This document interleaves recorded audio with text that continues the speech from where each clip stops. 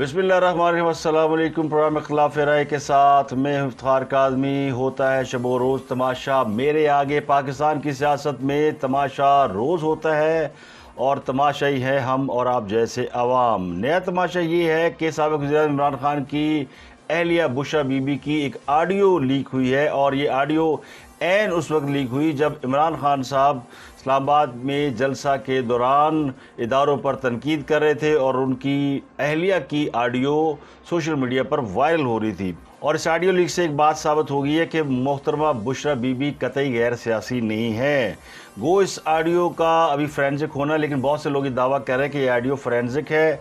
तो आपको बताएंगे कि लोग किस तरह इसका अंदाज़ा लगा रहे हैं। उनकी और जगहों पे दिए गए इंटरव्यूज़ के हवाले से जो गुफ्तगू उन्होंने की उसको और मौजूदा ऑडियो लीक को मिला के लोग खुद से भी फोरेंसिक कर रहे हैं। और ये यकीनी तौर पर ऑडियो और वीडियो जब लीक होती है तो इनका फोरेंसिक हुआ होता है ताकि इसको कोई चैलेंज करे तो उसके ऊपर मुकम्मल तौर पे उसका जवाब दिया जा सके।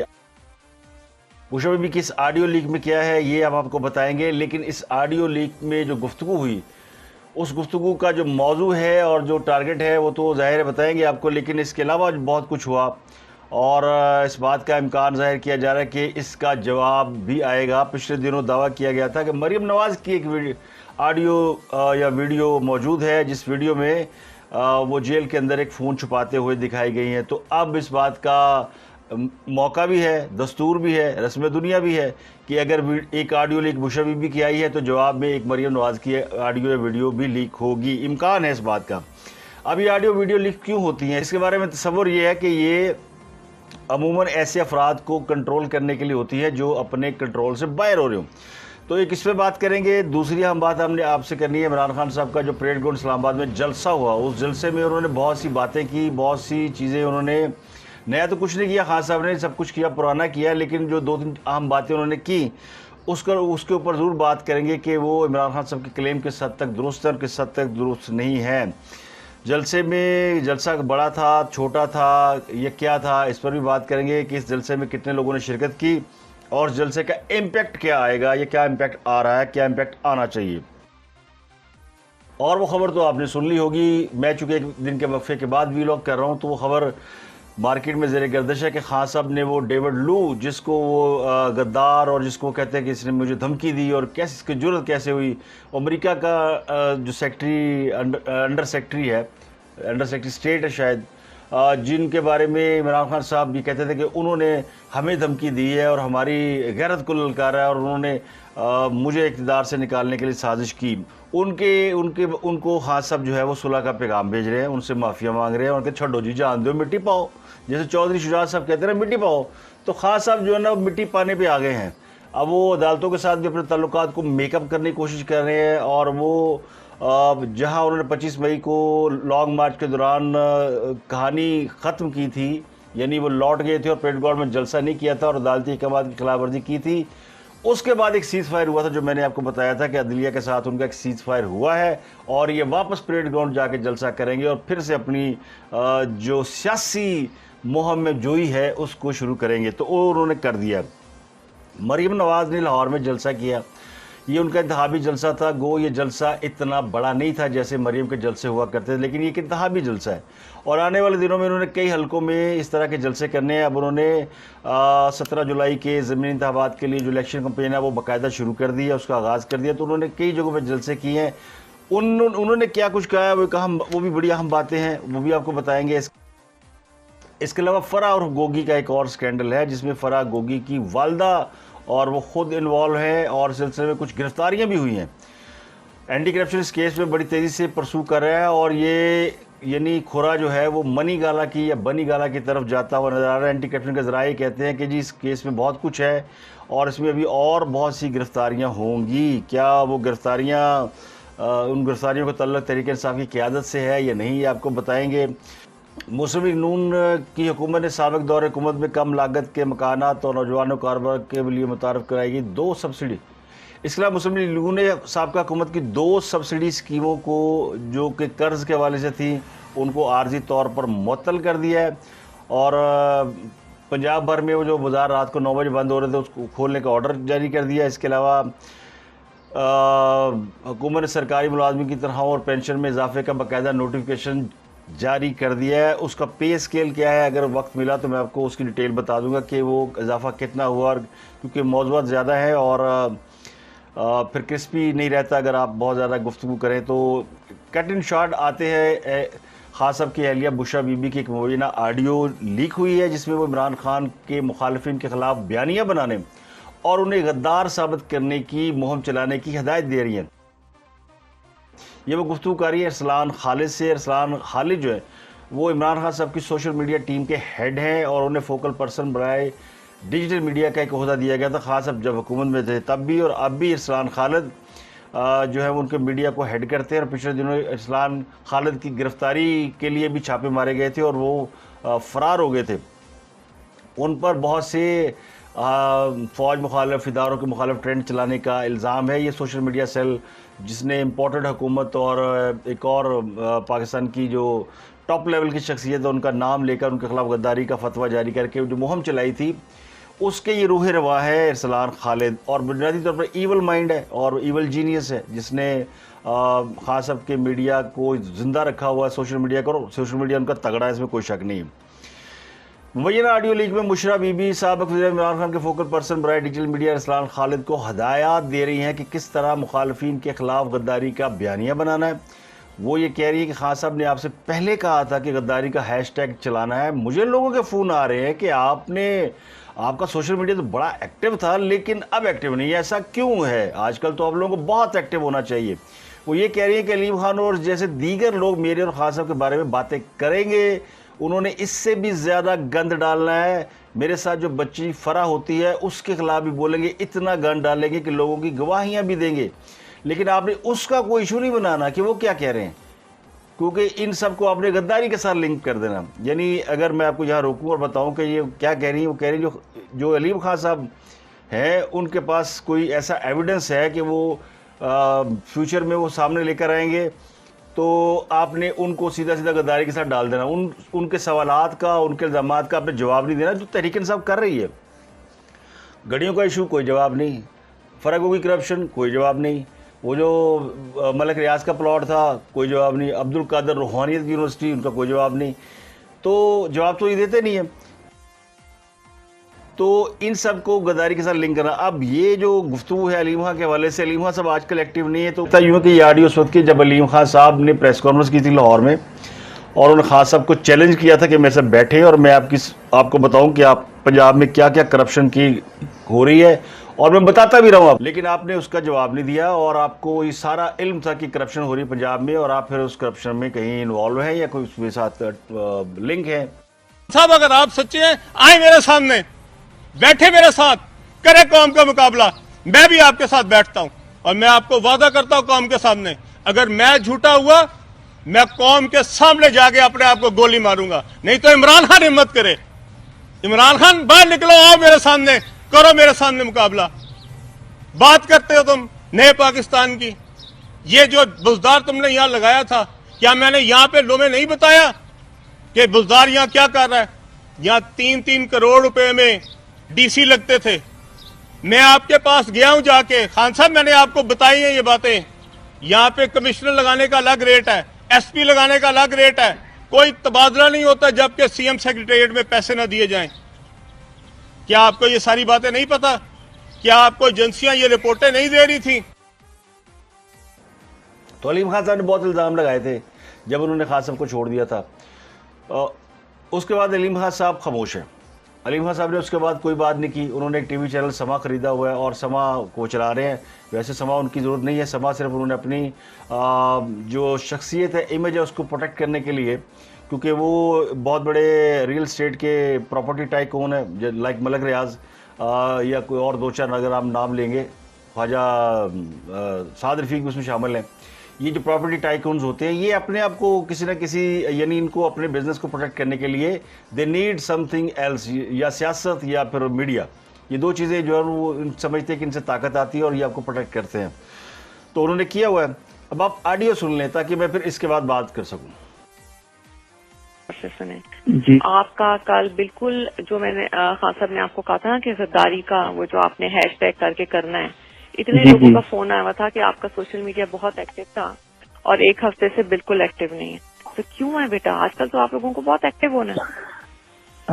अच्छा जी, एक्चुअली कल ना वो अच्छा एक्चुअली ठीक है, मैं चलें देखता सुने, अब हूँ। मेरी बात जी सुने। जी ये जैसे अलीम खान है, ऐसे कितने भी लोग हैं जो बहुत आके मेरे खान साहब के हवाले से बोलेंगे, ठीक है?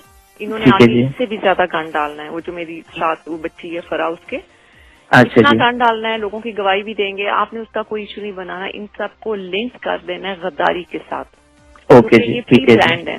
ठीक है? ठीक है जी, ये जो अलीम खान है, ये जो सब बोलेंगे ना, ये सारी एक ठीक है प्लानिंग जी, के तहत है। तो आपने ठीक है जी, इनको लिंक कर देना है गद्दारी के साथ। ठीक है जी, आपने सोशल मीडिया में लेटर को उठाना है कि हमें पता है कि वो लेटर सही है, ठीक है? ठीक और है जी, हमें पता है कि गद्दारी की वजह से ये सब इकट्ठे हो गए और ये अपने आप को बचाने के लिए ये गद्दारों के साथ मिल गए। और गद्दार बाहर की कुव्वतें भी हैं और सब, वो सारा आपको पता है, ठीक है?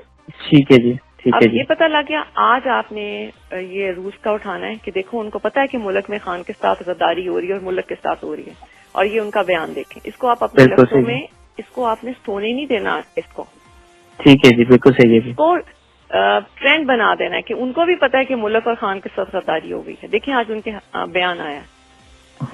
जी अच्छा, हाँ इस जी, तरह दूसरा मैंने आपको कहना था, मुझे और जो वो फरा है ना, उसके बारे में बहुत इन्होंने गंद उड़ाना है।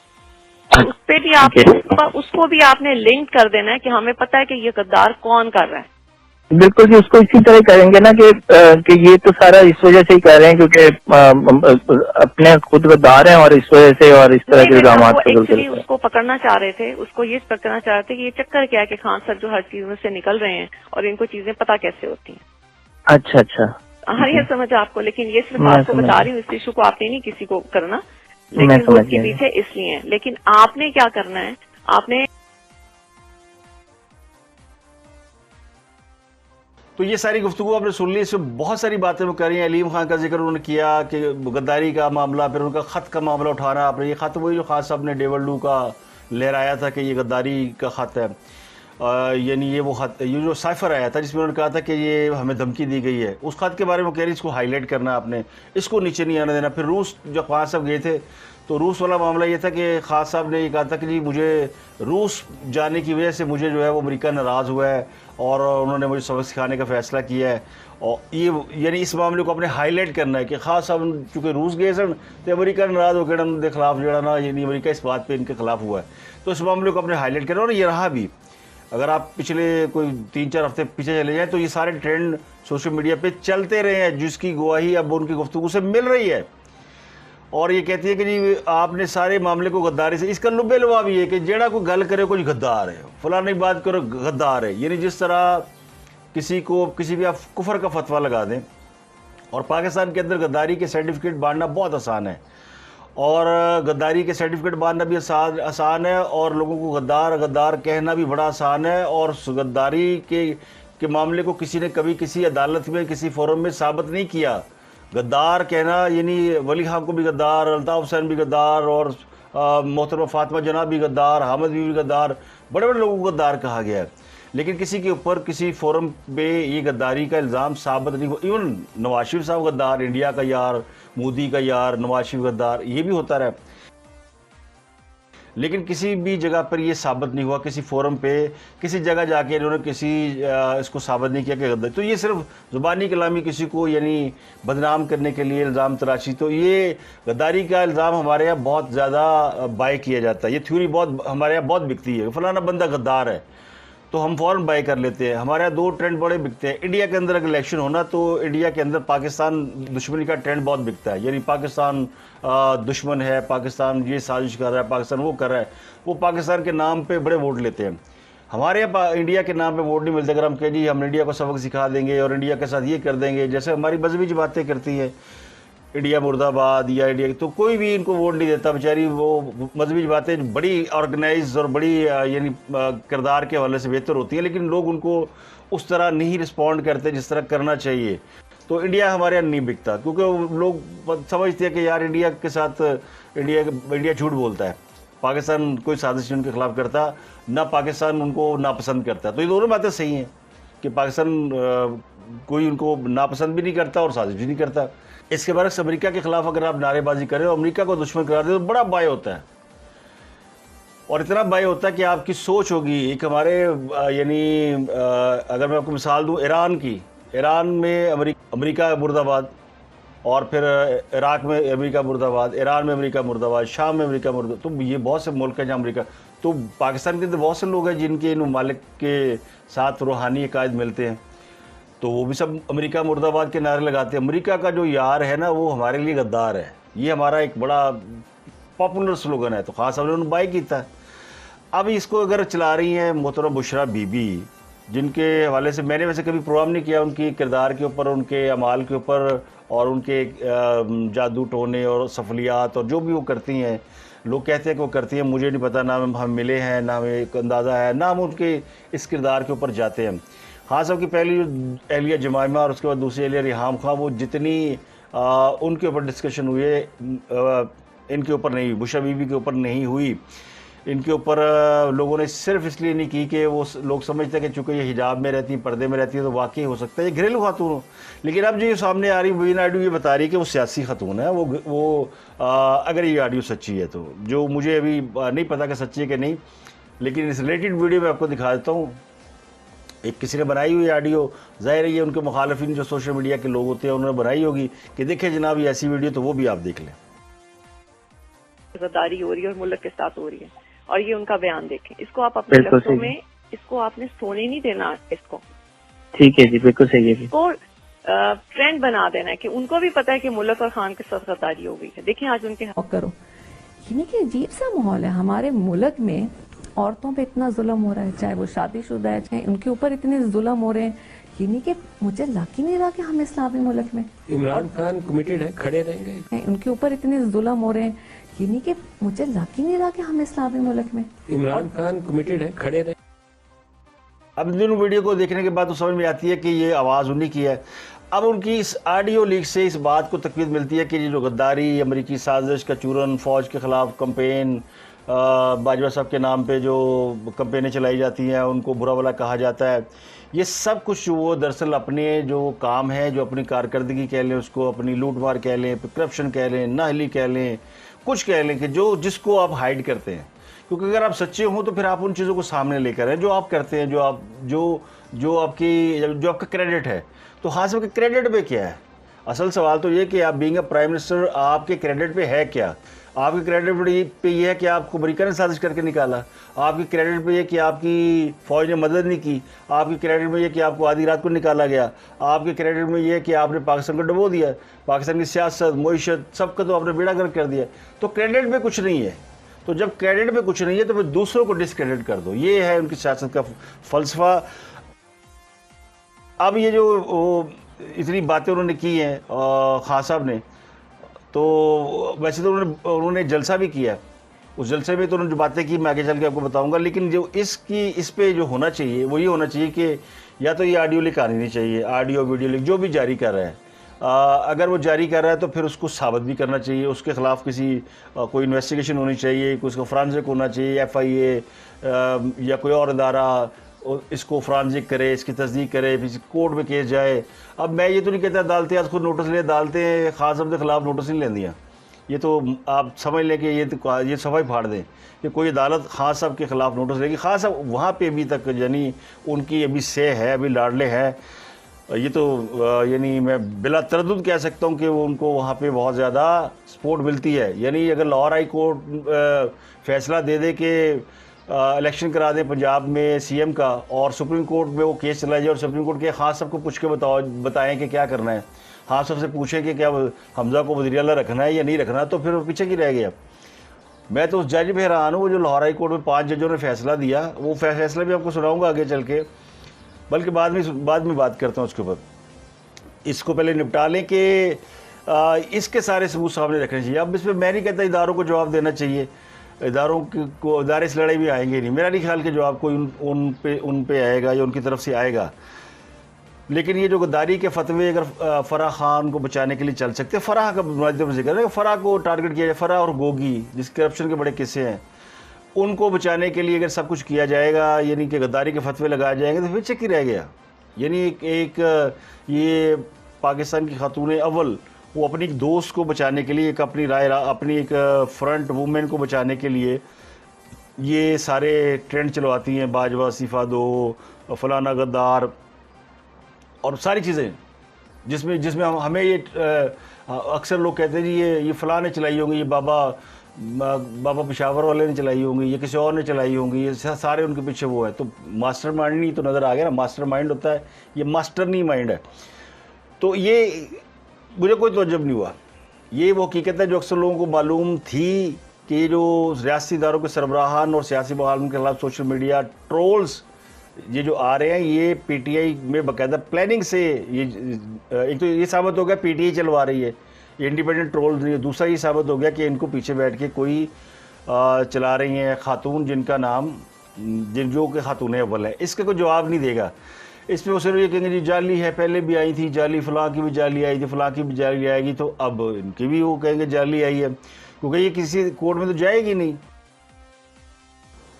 तो अभी यानी जो कहने वाले कहते हैं जी खान साहब जब इदारों को निशाना बजा रहे थे, एन उस वक्त इनकी ऑडियो लीक हुई है। अभी कोइंसिडेंस है या वाकई को प्लानिंग है? खान साहब ने जो जलसा किया परेड ग्राउंड इस्लामाबाद में, वो अच्छा जलसा था, बड़ा जलसा था, क्राउड बड़ा था। राना सनाउल्लाह साहब ने उनको मॉनिटरिंग रूम में बैठ के खुद मॉनिटर किया। उन्होंने बड़े टीवी लगाए हुए थे, हज़ारों कैमरे लगाए हुए थे, उन्होंने हज़ारों दस ज़्यादा क्या कि सैकड़ों होंगे, लेकिन उन्होंने हर जगह पे कैमरे लगा के बंदे गिने। कहते हैं बंदे गिने ने किन्ने बंदे आए ने? उन्होंने कहा जनाब इन्नियाँ कुर्सियाँ लगी, 8000 कुर्सियाँ बंदियाँ दियाँ, 2000 खवातीन की, और फिर बाकी समझ लेंगे सब जगह पे खड़े हो गए होंगे। तो ये 20,000 का फिगर उनका बड़ा जोर लगा लें, 20,000। तो मैं कहता 20 अगर खान साहब ने डंडी मारी होगी, मुखालफ है उनके 40 होंगे, 40 भी छोड़े 80 होंगे, 1 लाख भी होंगे। लेकिन हासिल वसूल किया इस जलसे का, और इसका अगर खान साहब ने 1 लाख बंदा इकट्ठा कर लिया तो गल कड़ी नवी की। और फिर खान साहब के पास वो बेचने के लिए क्या है? अब वो चूँकि जब बंदे ज़्यादा होते हैं ना, खान साहब फिर एकदम आप तो बाहर हो जाते, फिर उन्होंने भूल जाते कि मेरी किसी ने सीज़ फायर होया या किसी ने मैं, फिर वो शुरू हो जाते हैं। तो फिर वो शुरू हो गया। अभी भी वक्त है कि इन चोरों से इस मुल्क को बचा लो, कि हम सबके हाथ से जेल ना निकल जाए। मेरा आज पाकिस्तान के इदारों से सवाल है कि कैसे आपने इन डाकुओं को हमारे ऊपर मुसल्लत होने दिया। मैं अपने इदारों से सवाल पूछता हूँ आज कि क्या इस मुल्क में करप्शन के खिलाफ क्या मैंने अकेले में ठेका लिया हुआ है? क्या यह आपका पाकिस्तान नहीं है? खान साहब ने 2-3 बातें की, ज़रा जल्दी से जलसा लोगों ने देख लिया। खान साहब ने कहा कि क्या मैंने अकेले ने पाकिस्तान ठेके पे लिया हो, यानी करप्शन ख़त्म करने का ठेका मैंने अकेले ने लिया हुआ। तो अर्ज़ ये कि अगर ठेका आपने लिया था तो वो ठेका तो ख़त्म हो गया है, अब वो ठेका इज़ ओवर। अगर आपको नया ठेका चाहिए तो फिर टेंडर भरें और ठेका ले लें। जिनको आप कह रहे हैं हमें ठेका दो, तो वो तो फिर एक तरीके का टेंडर भरा जाता है, फिर ठेका होता है। तो ठेके का तो ये तरीका था। खान साहब दरअसल बताना चाहते हैं मैं पाकिस्तान का वज़ीर-ए-आज़म नहीं था, मैं ठेकेदार था, क्योंकि मैंने ठेका लिया हुआ था। मैंने करप्शन बचाने का ठेका नहीं लिया हुआ था, यानी मैं अकेला नहीं, कोई और भी लोग आए साथ। वो ये बता बुनियादी तौर पर कहने की कोशिश कर रहे हैं कि अदलिया को कि आप लोग नोटिस लें और पकड़ें और ये करें और वो करें। तो यानी ये वही ठेका है जिस ठेके से ये फरा गोगी निकल रही है, इसी ठेके से वो एहसन जमील गुजर निकल रहा है, इसी ठेके से वो मानिका फैमिली निकल रही है। उनके भी किस्से कहानियाँ अजीब अजीब आ रही हैं कि जो खास साहब के स्टेप सन है वो भी अरबपति हो गए हैं, 1 2 3 सभी हो गए हैं। और उनके जो क्या हम जुल्फ होता है और इस तरह के रिश्ते होते हैं। अब बीवी के साहब शौहर को क्या कहा जाए, हम शौहर कुछ इसी किस्म का होगा, मुझे माफ़ कीजिएगा, मुझे नहीं पता उसका क्या है। तो वो जो है उनका भी नाम आ रहा है कि वो बड़ी किस्से कहानियाँ। तो खान के जलसे में दूसरी बात उन्होंने की, एक तो उन्होंने कहा था कि सारे लोग अपने अपने शहरों में जलसे करें। तो कराची लाहौर में कुछ लोगों ने स्क्रीन लगा के उनका देखा है जलसा, लेकिन वो जो जलसे का था ना कि सारे जलसे करें अपने अपने शहरों में, वो नहीं किसी ने किया। जलसा हाँ सब नहीं होता है, ये बात तो मानने वाली कि जलसा हाँ साहब था, बाकी किन्नू सुनना है? किसी ने सुनना है किसी को, महमूद रशीद को या किसी ने जाज चौधरी को या फवाद चौधरी को? फवाद चौधरी तो जेल में जलसे दे इमरान खान के नाल लोगों ने मानते पैसे लेंदा सी ना, वो भी आप देख लीजिएगा, आपको वीडियो कहना कि मिल जाएगी सोशल मीडिया के ऊपर, जो लोग बता रहे हैं जी मुझसे इतने पैसे लिए, मुझसे इतने पैसे लिए। तो वो तो खान को बेच रहे हैं, खान के साथ जितने लोग हैं वो खान को बेच रहे हैं। और खान किसको बेच रहा है? खान कुछ और सौदा बेची जा रहा है, अवाम उधर पीछे पागल हुई हुई है। और इसमें कोई शक नहीं है कि अवाम की बड़ी तादाद है। अब ये तो इलेक्शन जो है ना वो असल में फ़ैसला करते हैं, इसलिए लोग इलेक्शन को इतना एम्फेसिस करते हैं कि यार इलेक्शन कराओ, पता लग जाएगा, दूध दा दूध पानी दा पानी हो जाएगा। एवं यानी हम कहीं फ़लाँ बड़ा पॉपुलर है, फ़लाँ बड़ा अनपॉपुलर है, मुस्लिम लीग नून बड़ी पंजाब में पॉपुलर है, 20 की 20 सीटें जीत जाएगी। कितों जीत जाएगी पाइन? जिन्ना रौला पिया है महंगाई का, जिन्ना रौला पिया है। अब ये तो वक्त बताएगा ना कि क्या लोग देखते हैं इकोनॉमिक पोजीशन को, अपनी माली हालत को, जेब को, या उनको हालात का इदराक है, यानी हकीकत को समझते हैं कि क्या होता है और क्या हो रहा है, या फिर लोग लोगों की जो पोलिटिकल एफिलिएशन है कि नहीं जी वो जी वो कहते हैं ना वोट पटो दा वोट वो जो कहते हैं जान अल्लाह ने देनी तो खल शौकत खान ने देनी, वो कहते हैं मिसाल। तो फिर लोगों के नज़रियात भी होते हैं ना, वो उसके ऊपर स्ट्रिक्ट रहते हैं लोग। फिर जल्दी दाएँ बाएँ नहीं होते, वो कहते हैं साढ़े तो भावें रूलर लगा दो, पहाड़ लगा दो, असी नहीं इधर उधर होना। और तीसरी बात उन्होंने की कि सब ने अल्लाह को जवाब देना, और आपने अल्लाह को जवाब देना है। और हम आपसे पूछा जाएगा कि आपने क्यों न्यूट्रल रहे और क्या फलाना रहे। और दूसरा साथ इन्होंने कहा हम इदारों से जंग करने नहीं निकले हैं। तो यानी एक तरफ वो इदारों को पूरा रगड़ भी रहे हैं, यानी खान साहब ने अल्लाह ने जवाब नहीं देना, बाकी सारे ने देना है। यानी दुनिया में वो कहते हैं सारे मार्जिन में कल्ला रह जावा, तो वो खुद को माइनस, बाकी सारे प्राइव। तो आपने अल्लाह को जवाब देना है, यानी बाजवा साहब ने अल्लाह का जवाब देना है, और अदलिया ने अल्लाह को जवाब देना है, शिबाजी ने अल्लाह को जवाब, सब ने अल्लाह को जवाब देना है, हम सब ने अल्लाह को जवाब देना। खास साहब ने नहीं देना। खास साहब कहते हैं कि नहीं आप लोगों ने देना है और आप लोग जवाब के लिए तैयार हो। मुझे तो NOC मिला हुआ है, तो जवाब अल्लाह को देना, तो हम सब ने देना है। और सबको पता है कि अल्लाह को जवाब देना है, इसलिए सबको अपने अपने माल का हिसाब और उसका पता है। हाँ सब ने पता ही होना है, लेकिन वो कितने मानते ने। मरियम नवाज ने लाहौर में जलसा किया है कि बड़ा जलसा उनका भी था, और उस जलसे में उतना बड़ा तो नहीं था जितना बड़ा जलसा वो कर गए हैं इमरान खान साहब। उनका जलसा एक नेशन वाइड जलसा था, और ये जलसा लाहौर में मरियम नवाज का जलसा था, और एक इंतहाबी जलसा था, इनको कॉर्नर मीटिंग कहते हैं। तो उसी हिसाब से उनकी गैदरिंग भी थी, ज़्यादा लोग नहीं थे, यानी वैसे जलसे नहीं जैसे मरियम जलसे करती है, या उन जलसों का कोई मुकाबला किया जा सकता है। तो मरियम नवाज ने जलसे में भी यानी उन्होंने भी वही बातें की जो कि वो करती हैं। वो जब अपोजिशन में थी तो भी ऐसी बातें करती थी, जब वो हुकूमत में है तब भी ऐसी बातें करती हैं। तो उनका टारगेट है खासब है, वो खासब के सवालों का और खासब के उठाए गए एतराज़ात का जवाब वो देती हैं, और वो उनके अलावा किसी और पे वो ज़्यादा फोकस नहीं करती। ज़ाहिर है इमरान खान उनके सियासी राइवल हैं, तो उसी का जवाब देती हैं। चूँकि मुस्लिम लीग नून की इस वक्त वाहिद रहनुमा है जो मुंतखब मेंबर नहीं है, तो उनको पॉलिटिकल कंपेयर में हिस्सा लेने की इजाज़त है, वरना हुकूमती लोग तो इसमें हिस्सा ही नहीं ले सकते। कोई वज़ीर मुशीर उनका बंदा किसी पॉलिटिकल कंपेयर में जा नहीं सकता। यानी शहबाज शरीफ हमदा शहबाज चाहे तो किसी का सियासी इंतखाबी जलसा वो नहीं उसमें जा सकते, बंदी है ना, ये रूल है, इलेक्शन कमीशन का रूल है कि आप नहीं कंपेन चला सकते। अगर आप गवर्नमेंट में हैं, आप MP MNA हैं, तो आप नहीं कर सकते। तो अगर आप नहीं है तो फिर आप कंपेन कर सकते हैं। वैसे यह रूल उधर नहीं अप्लाई होता PTI वालों पे, उधर तो सारे ही MNA MP हों तो वो जलसे जुलूस कर लेते हैं। तो बहरहाल यहाँ पे एक जलसा था लाहौर में, जिसमें उन्होंने टिका के जवाब दिया, और उन बातों का जिन बातों का खास साहब जो वो पाकिस्तान ठेके पे वाली बात भी उन्होंने सुन ली। तो उन्होंने कहा जनाब हमने कोई तुम्हें करप्शन करने का ठेका दिया हुआ था। ये बताओ कि क्या पाकिस्तानी अवाम ने तुम्हें पाकिस्तान ठेके पर दिया हुआ था कि तुम लूटते रहते, बर्बादी करते रहते और लोग मुंह देखते रहते?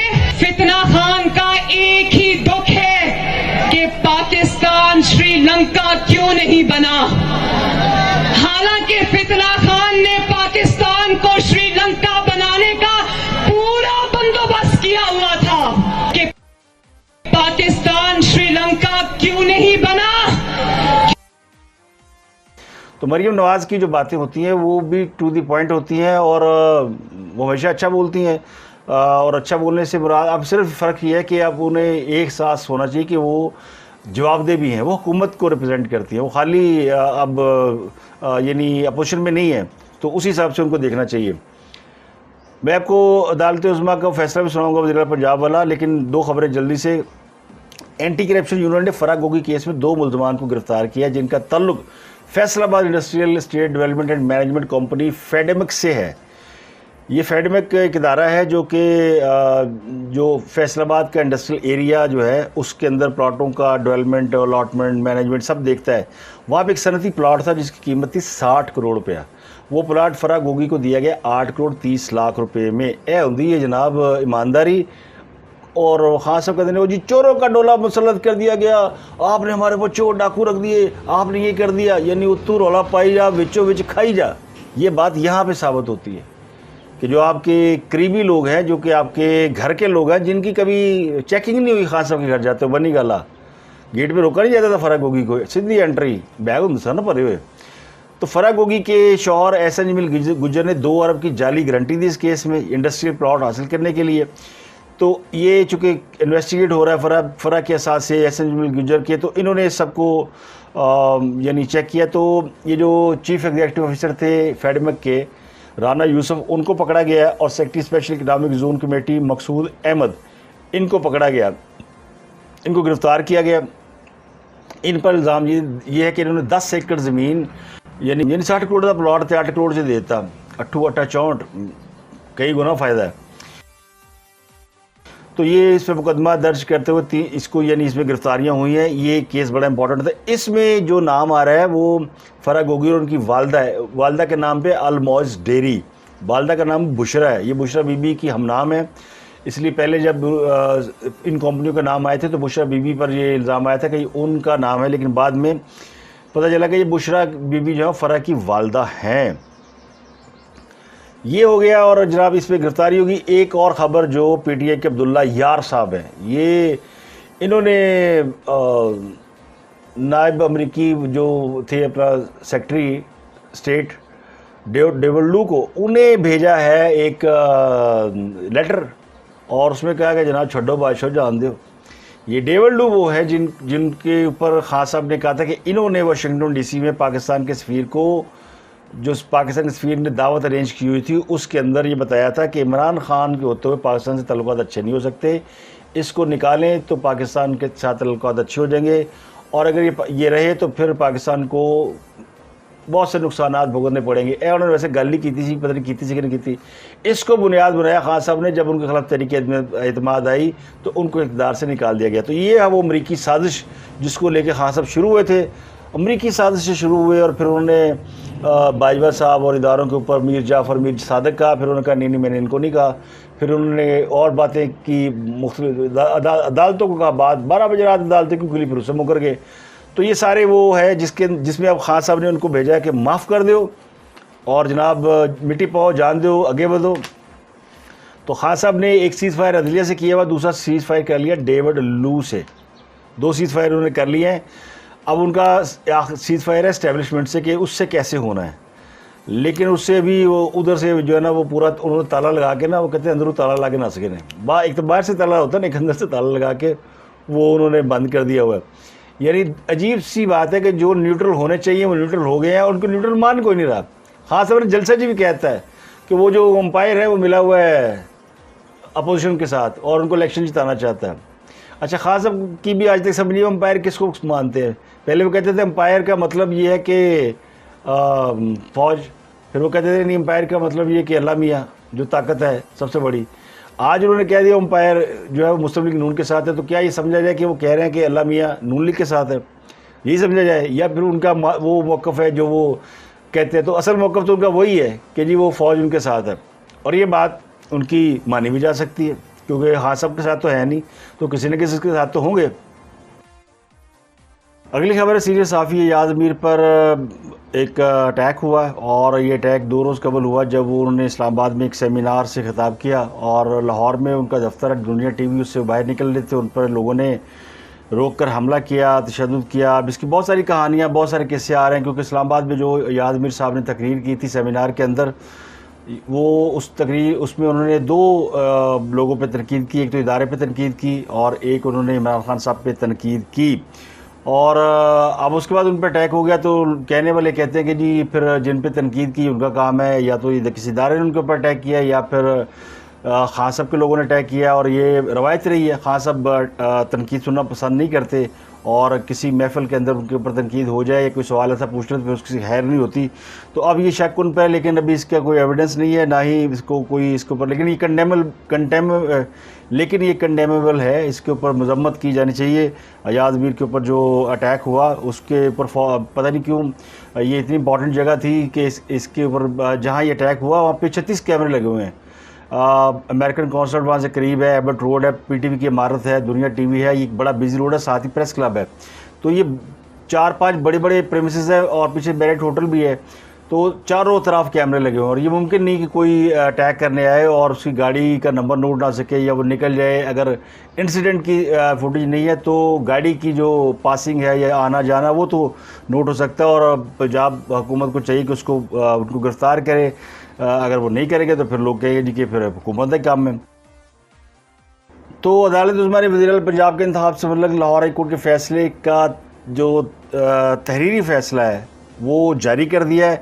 इस फैसले में अदालत ने ये कहा जी कि दोबारा इंतखाब 22 जुलाई को 4 बजे सूबाई असम्बली में होगा, यानी वज़ीर पंजाब का इंतखाब दोबारा जो होगा वो 22 जुलाई को 4 बजे होगा। सदारत डिप्टी स्पीकर 2 सूबा मुजाहरी करेंगे। फैसले में लिखा गया है कि डिप्टी स्पीकर पंजाब असम्बली 2 सूबा मुजाहरी तमाम कानूनी तकाज़े पूरे करने के बाद वज़ीर पंजाब के इंतखाबात का नोटिफिकेशन जारी करेंगे। सुप्रीम कोर्ट ने इलेक्शन कमीशन को हुक्म दिया है कि मखसूस नशस्तों पर हाई कोर्ट के फैसले के मुताबिक 1 हफ्ते में नोटिफिकेशन जारी किया जाए। ये 5 नशस्तें जो PTI मांग रही है, हाई कोर्ट उसको कह चुकी है कि ये PTI को दी जाए, लेकिन उसका नोटिफिकेशन जारी नहीं हुआ। तो अदालत ने कहा नोटिफिकेशन जारी करो जनाब फ़ौरन। हाँ साहब, समझ रहे हैं आप। अदालत ने आगे लिखा जी कि कोई नई डेवलपमेंट स्कीम नहीं होगी। अदालती फैसले के मुताबिक कोई फ़ंड जारी नहीं किए जाएंगे, कोई ट्रांसफ़र, पोस्टिंग, ये सब बंद। ज़ाब्ता अखलाक की खिलाफ वर्जी पर इलेक्शन कमीशन का उनके मुताबिक कार्रवाई करेगा। यानी जो इलेक्शन कमीशन का कॉन्डक्ट है, जो उनका कानून है, वो अदालत बता रही है। इलेक्शन कमीशन को तो पता है भाई ये किसका है, लेकिन अदालत ने पाबंद किया कि जनाब इस पे अमल किया जाए। सुप्रीम कोर्ट ने कहा है कि वज़ीर पंजाब हमजा शहबाज और स्पीकर असम्बली परवेज़ इलाही ने वोटिंग और नताइज के मराहल पुरअमन तौर पर कराने की यकीनदानी कराई है, और हमजा शहबाज ने यकीन दिलाया कि वो उनकी सूबाई काबीना आइन के मुताबिक अपने इख्तियारात इस्तेमाल करेगी और ज़िमनी इंतखाबात को शफाफ बनाने के लिए मुकम्मल सपोर्ट फराहम की जाएगी। हालांकि बाई इलेक्शन, ज़िमनी इलेक्शन ये सुप्रीम कोर्ट का सब्जेक्ट ही नहीं था। सुप्रीम कोर्ट के पास तो इसलिए गए थे कि भाई हमजा शहबाज वज़ीर है या नहीं है, और ये रन ऑफ पोल का जो फैसला हाई कोर्ट ने दिया है उसके ऊपर अमल होना है या नहीं होना है, उसके ऊपर कोई डेट आगे दे दी जाए। हमें वक्त कम दिया गया है, साढ़े बंदे बाहर गए हुए हैं, लेकिन सुप्रीम कोर्ट जो कुछ कर रही है वो पार्लियामेंट के इख्तियारात से ज़्यादा कर रही है। पता नहीं उन्होंने अपने सुप्रीम कोर्ट ने समझ लिया कि हम पार्लियामेंट है, क्योंकि पार्लियामेंट वाले जब पार्लियामेंट को अपना नहीं समझेंगे, सियासतदान नहीं उसे ऑन करेंगे, तो फिर यही होगा। तो अदालतें आइन चला रही हैं और अदालतें बता रही हैं कि आपने ये करना और ये नहीं करना, हालांकि आइन में कहीं नहीं ये लिखा कि वो जो डी सीट हुए हैं वो वोटिंग में हिस्सा नहीं ले सकते, लेकिन अदालत कह रही है जनाब कि नहीं ले सकते। अदालत कह रही है कि जनाब आप बाई इलेक्शन को कैसे कंडक्ट कर रहे हैं, यह आपका कंडक्ट है जिसकी दरख्वास्त भी नहीं की गई। अदालतों का काम सबूत और शवाहिद सामने रख के फैसला देना है, इंसाफ देना है। हाँ सबको पूछ लो जी की फ़ैसला देना है, यानी हद हो गई। फिर ये कहा गया जी कि हमजा शहबाज जो है वो वज़ीर आला होंगे, उनका यानी ये फ़ैसला अभी जो आया है इसकी मैंने आपको डिटेल बता दी है। इस फैसले के मुताबिक वज़ीर आला पंजाब हमजा शहबाज ही हैं, लेकिन इस फैसले में जो इख्तलाफी नोट लिखा जिस जज साहब ने, सेठी साहब ने, उन्होंने लिखा जी कि अगर इसको हमजा को हटा दिया जाता है तो उस्मान बुज़दार साहब वज़ीर आला पंजाब होंगे, वो स्टेटस बहाल हो जाएगा। अब मेरे जैसे नाक़िसुल अक़ल को पता है कि एक आदमी अगर रिज़ाइन दे के चला गया है, वो रिज़ाइन दे के नौकरी छोड़ गया है, उसकी जगह पे परवेज़ इलाही साहब इलेक्शन लड़ रहे हैं, तो किस तरह वो बहाल हो जाएंगे, ये मेरी समझ से बाला तार है। एक बंदा नौकरी छड़ गया है तो उनको रूल अगर नहीं पाई तेरी नौकरी बहाल हो गई, आ जा, नया MD भी निकाल दिया कि तू वापस आ जा। भाई वो चला गया अपनी मर्ज़ी से, बरज़ा और रग़बत लिख के दे के चला गया है। जैसे निकाहनामे में तलाक हो जाती है ना, फिर नहीं भाई तेरी तलाक नहीं, पुरानी डेटों में वापस आ जा, तू शौहर ही है अभी तक। तो ये जज साहबों की मुझे समझ नहीं आई कि कैसे है। तो आज के लिए इतना ही, आपसे मुलाकात होगी कल। अपना गुरुद्वारा के लोगों का बहुत बहुत ख्याल रखिएगा।